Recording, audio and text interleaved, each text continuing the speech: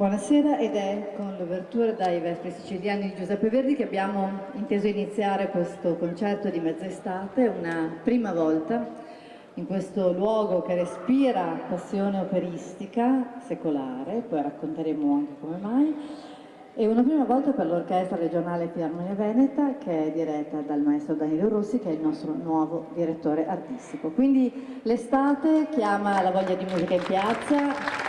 Giustamente maestro, un giusto applauso.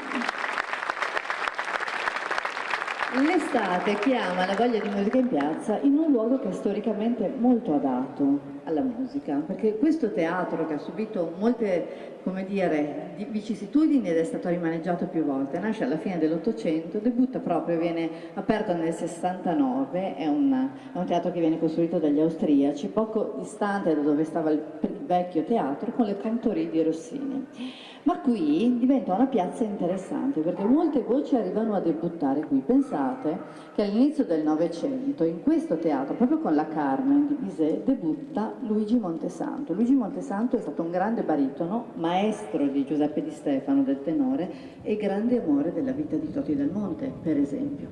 Ma Conegliano è anche legato al nome di Arturo Toscanini, perché Arturo Toscanini sul finire dell'Ottocento, 1897, si sposa con Conegliano in una data che avrebbe dovuto essere nelle intenzioni del maestro segrete. Sapete tutta la vicissitudine, la banda che lo aspetta alla stazione, lui corrucciato che fa passare un matrimonio d'inferno alla povera Carla De Martini.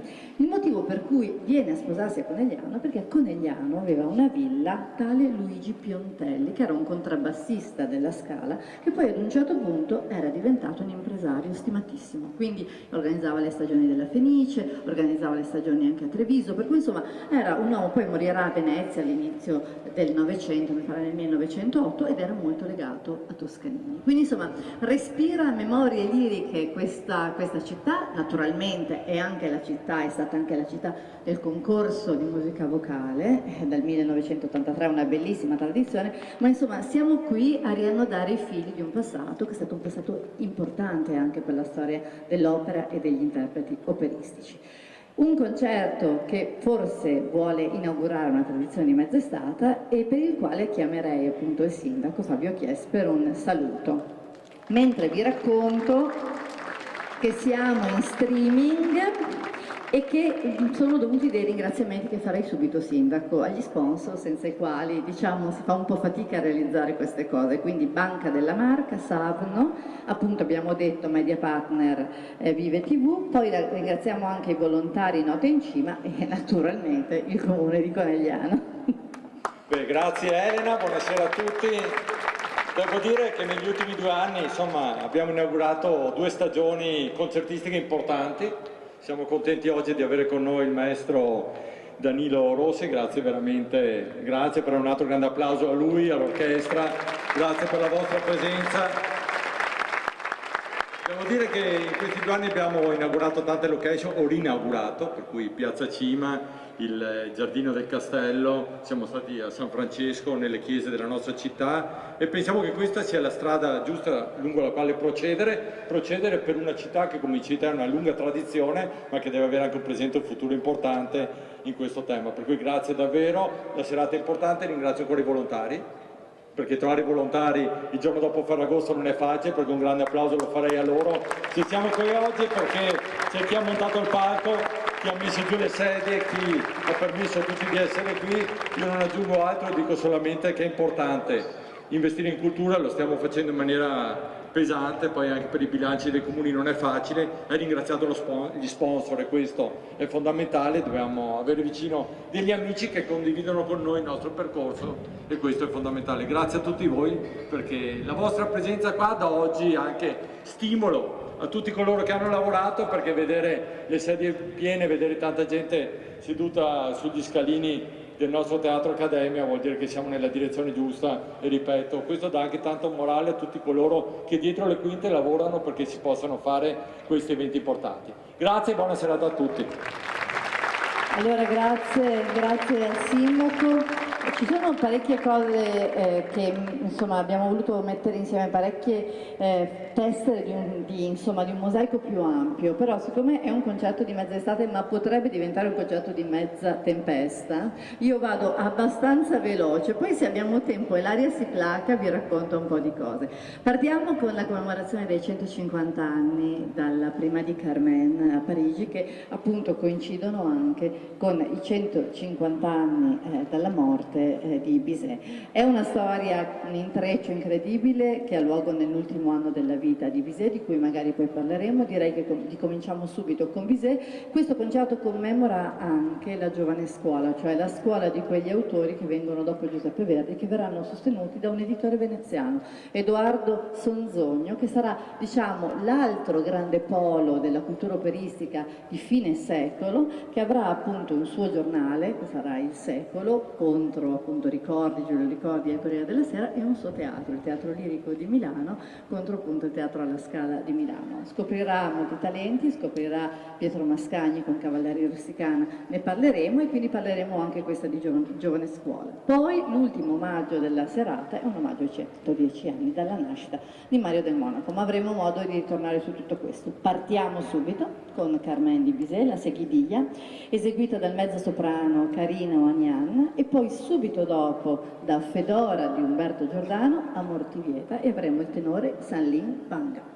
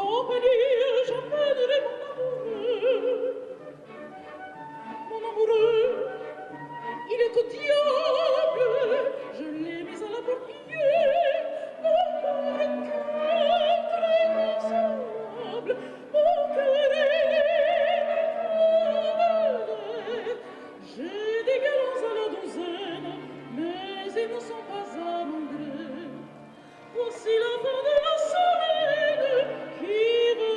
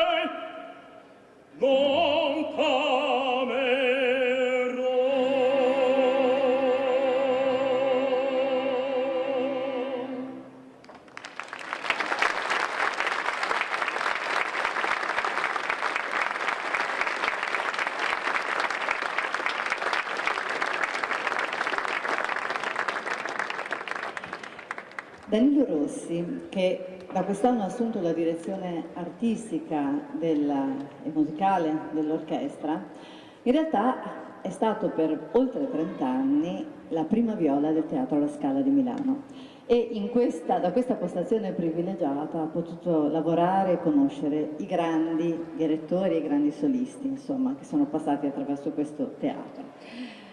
Ci fa un ulteriore regalo che è un po' il segno della sua vita precedente. Quante volte alla Scala ha suonato Giselle, il più celebre balletto del repertorio tardo ottocentesco con Carla Fracci, con le grandi ballerine dell'epoca. E allora da queste memorie scaligere del suo passato di prima viola ci ha portato il Pas de Deux, che è forse il momento più celebre dell'intero balletto, musicato su testa di Théophile Gautier e musicato da Adam. E allora ascoltiamo il Pas de Deux.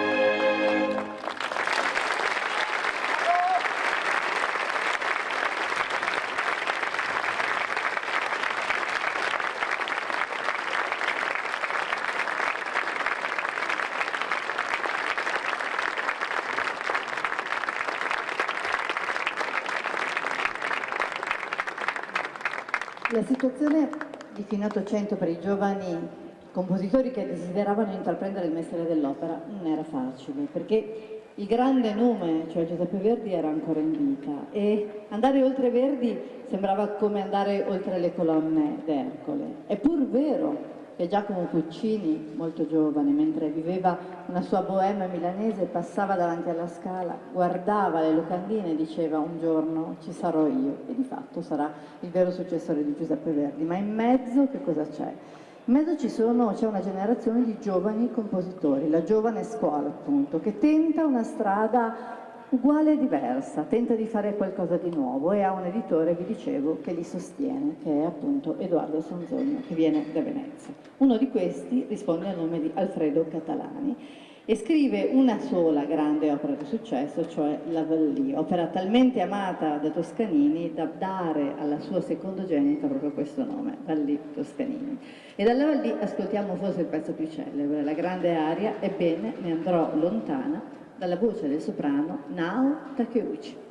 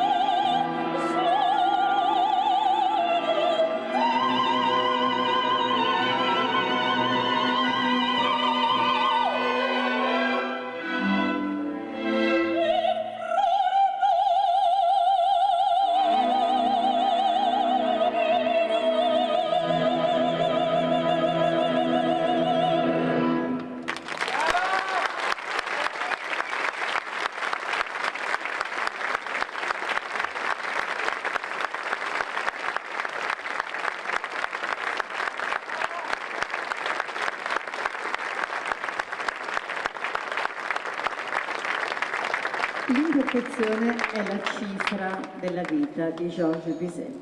Ha talento ma non riesce ad imporsi, indovina un titolo e poi sta per anni senza un successo, vede gli altri diventare famosi e lui sembra inchiodato un po' in una maledetta bohème. Tutto ha un'accelerazione improvvisa nell'ultimo anno della sua vita, a 36 anni, indovina il titolo giusto, Carmen, trova l'interprete perfetta, Célestine Gallimarié. I due si intrecciano di una passione che è talento, creatività, amore. Però è l'ultimo anno della vita di Bizet e Bizet di fatto non vedrà il successo di quest'opera, in cui crede profondamente. Bizet scrive la sua opera migliore sul limitare della vita. Célestine Gallimarié l'accende di una forza che va oltre la musica.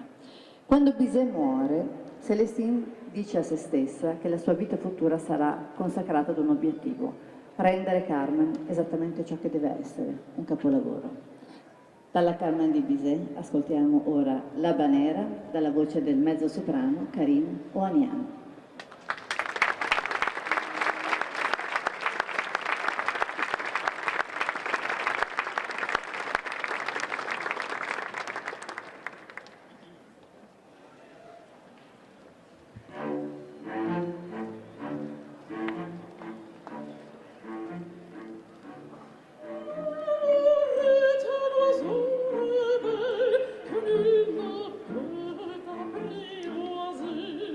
Et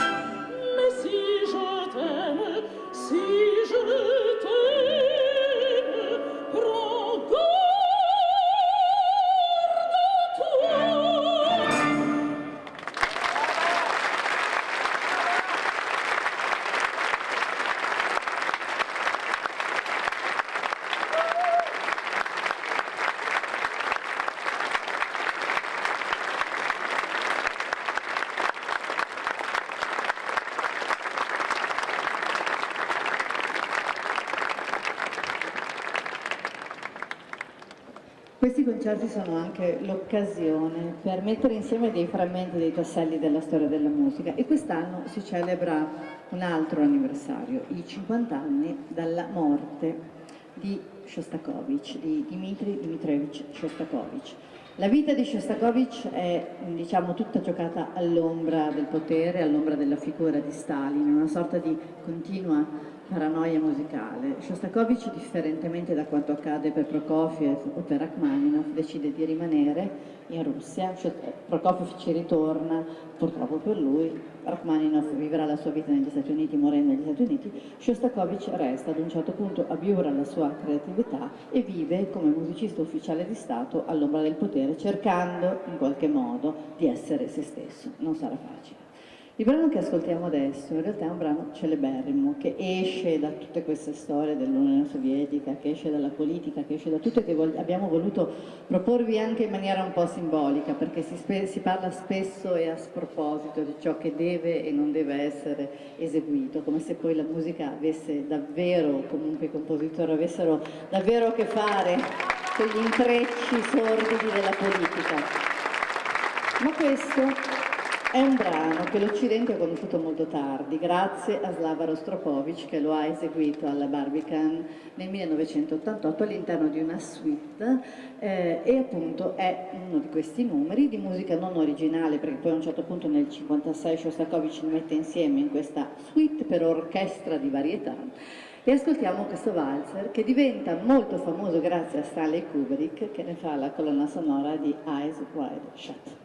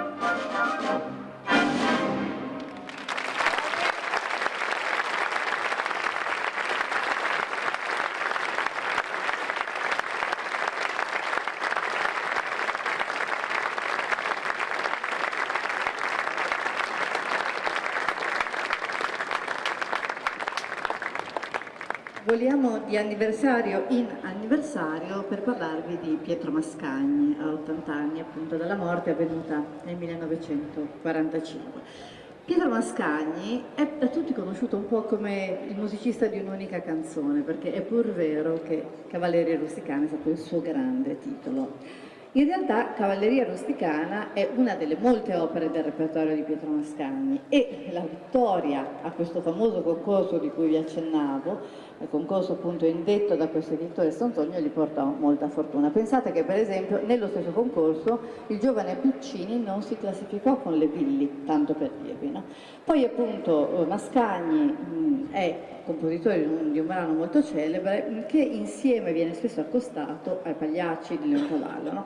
Si cerca anche a livello di soggetto di cambiare un po' le storie e la grammatica dell'opera, non più principi, regine, insomma Verdi ci aveva già dato in scena una prostituta, un gobbo e una zingara, però qui si entra in un mondo diverso. Cavalleria Rusticana, per esempio, appunto tratta dalla novella di Verga, ci racconta un codice diciamo così etico, di gestione anche in qualche modo così dell'onore molto, molto diverso. Quindi si cerca anche di cambiare un po', di rompere un po' le pareti di questo mondo, di questa casa che è l'opera, e i giovani vogliono andare verso soggetti più veri, più appunto che non raccontino soltanto l'elite, ma che raccontino il mondo di tutti i giorni e probabilmente anche gli strati più bassi della società.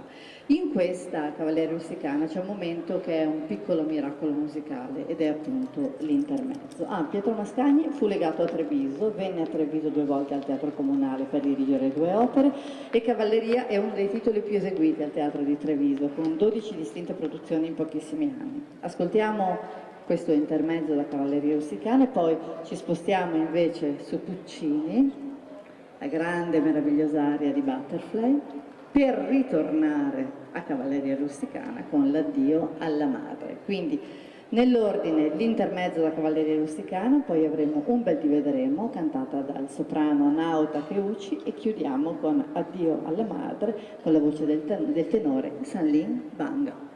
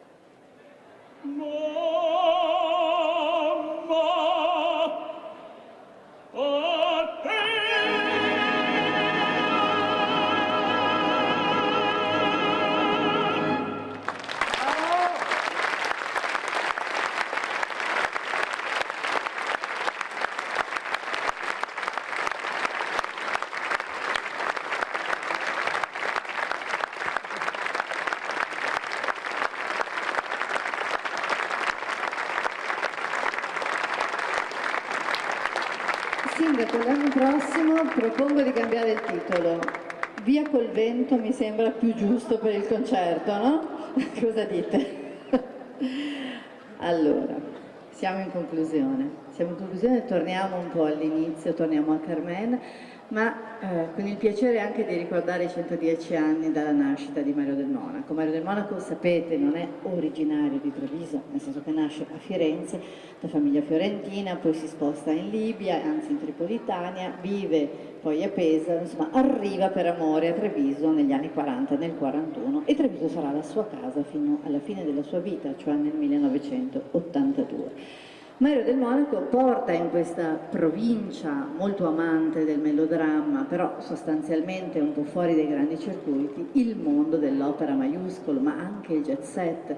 Nella sua villa di Lancenigo, con questa piscina scenografica hollywoodiana, passavano divi, è passata Elsa Maxwell, la grande pettegola di Hollywood, insomma un mondo dorato che arriva in questa città. Quindi Mario del Monaco è musica, è alta società, è internazionalità, ma è soprattutto l'eredità di una voce che ha saputo scrivere una pagina unica nella storia del Novecento, e non soltanto di una voce, vorrei dire, di un modo di stare in scena ispirato alla classicità, agli eroi, ai grandi personaggi. Otello, certo, il grande Otello, ma non soltanto Otello, perché Mario del Monaco fu anche un grandissimo Don José e cantò Carmen proprio a Treviso, al Teatro Comunale, quando la voce era ancora allo zenith del fulgore, cioè nel 48, e fu uno straordinario Don José. E proprio ricordando Mario del Monaco, ricordando come poi la musica maiuscola arriva anche in questi luoghi